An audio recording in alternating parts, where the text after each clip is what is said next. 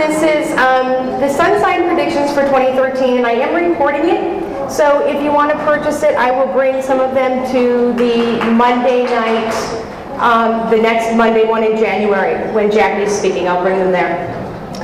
Okay, I wanted to start out with 12-21-12, because, you know, even though this is supposed to be about 2013, how can we ignore that?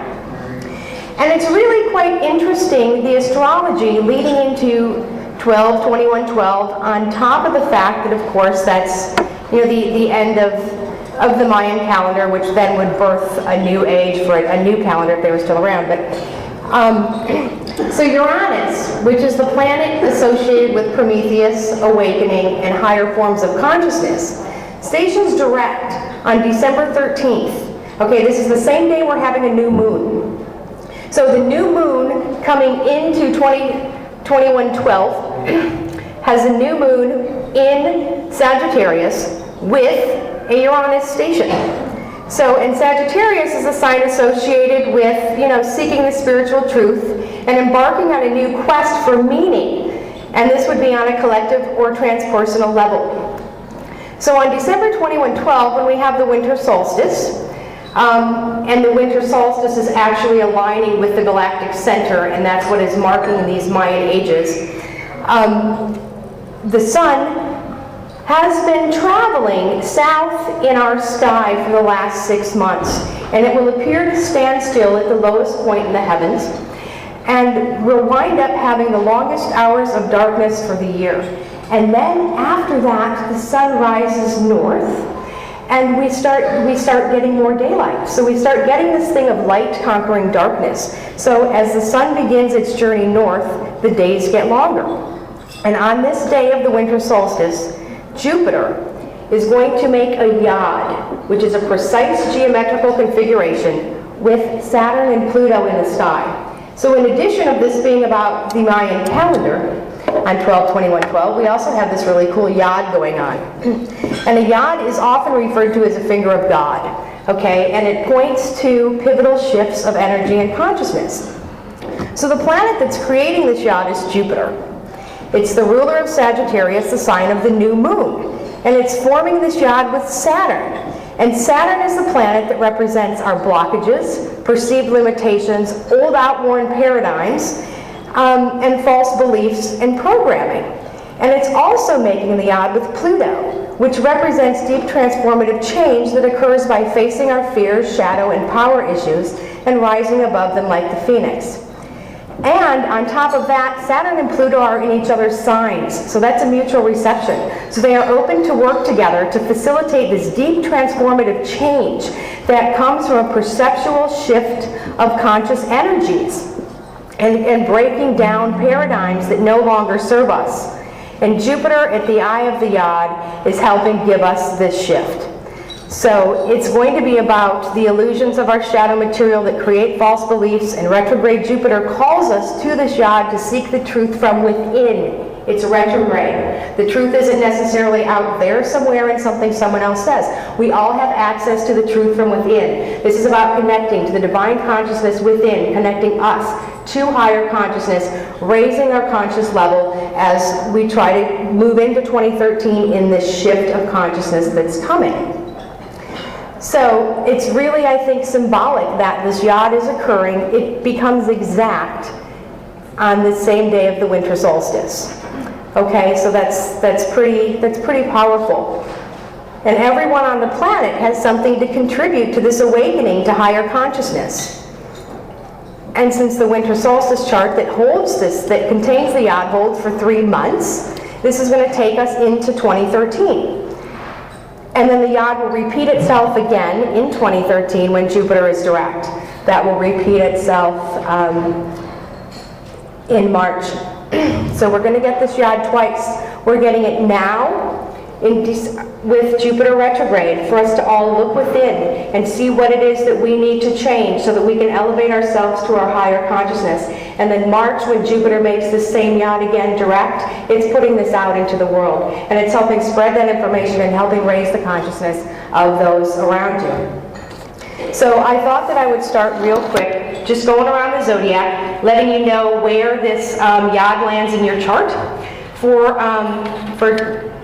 and kind of pose a question for you to think about on what you might be able to do to help raise your consciousness. So, for Aries, the yod, and you can read your sun sign, and if you know your rising sign, pay attention to that one too. Okay, so for Aries, this yod occurs in houses 3, 8, and 10. So you might want to meditate on what profound insights do I have to share that helps to awaken others who have gone through similar trials as I have. And then listen for the answer, and then you get that into the hands of people through to the public through blogging or social media, right? Because it's involving 3 and 10. For Taurus, this yod is in 2, 7, and 9. So you might want to ask yourself, what values have I learned through my relationships that have helped me to grow spiritually? And as you listen for that answer within, then you can be a voice to help teach others how to cultivate spiritual values in relationships. For Gemini, the yod is in 1, 6, and 8. So you might want to ask, what daily practices will help facilitate a profound awakening on my evolutionary journey? And as you listen to the answer, practice your own way. This is important for Gemini. You're not trying to figure out how everybody else has done it. How are you going to do it? Listen for your own answer, practice it, and serve others with your profound insight. For Cancer, this yod is in 5, 7, and 12. So you could ask, how can I work toward dissolving the identification with the individual egoic mind that has its sense of separate self, and instead strive towards experiencing more of the true self of the universal mind? So you can listen to that answer, find a creative way to help those closest to you to navigate that terrain toward awakening. For Leo, the yod occurs in houses 4, 6, and 11. So you might want to ask yourself, what gifts from my heritage and upbringing have I had in me all along to help serve the world for positive change? And then you can listen to that answer and also listen for how to become an agent of positive change, in the world and with groups. For Virgo, the yod is in 3, 5, and 10. So you can ask, how can I use my career, status, or position to communicate that all the answers we seek are found in our hearts? And listen to the answer, find a creative, egoless way to share that knowledge with the world. For Libra, the yod falls in houses 2, 4, and 9. So you can ask, what spiritual or philosophical values have I learned from my family, and what wisdom do I have to teach to whom? And listen for the answer and guide others on their spiritual quest. For Scorpio, the yod falls in houses 1, 3, and 8. So you could ask, how have I learned to navigate the murky depths of my psyche, transform shadow material of the ego, and evolve toward my true nature? Listen for the answer, do the work, and shine a light on the path for others. For Sagittarius, the yod falls in 2, 7, and 12. So you can ask, how have my relationships taught me the value of letting go of expectations for the peace of accepting what simply is? Listen for the answer, work to rid your attachments toward the past and future, and revel in the pleasure of the only moment there is, the eternal present. And you'll naturally lead those around you by example. For Capricorn, the yod falls in 1, 6, and 11. How does my diet or exercise affect my energy, mood, and how upset I get with the state of the world? So listen to the answer and start to pay attention to what food your body needs and stay away from what it needs more of. And then you can get the message about health consciousness out to your friends and the different dietary things that you learned. For Aquarius, the yod's going to fall in houses 5, 10, and 12. So you can ask, which of my creative talents are aligned with my spiritual evolution and career path that fulfills my soul?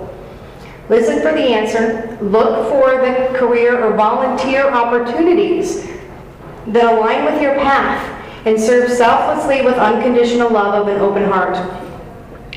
And finally, for Pisces, the Yod falls in houses 4, 9, and 11. You can ask, why did I choose this family as my group of people to go through life with? What collective philosophy do we share? And what insight can be gleaned from this? And listen for the answer and help to awaken others with the insight into your family and into group dynamics. Okay, so that's pretty much a good start for what you can, kind of think about, because you want to think about how you want to start raising your own consciousness so that you can help raise the consciousness around you, because we are going through a shift.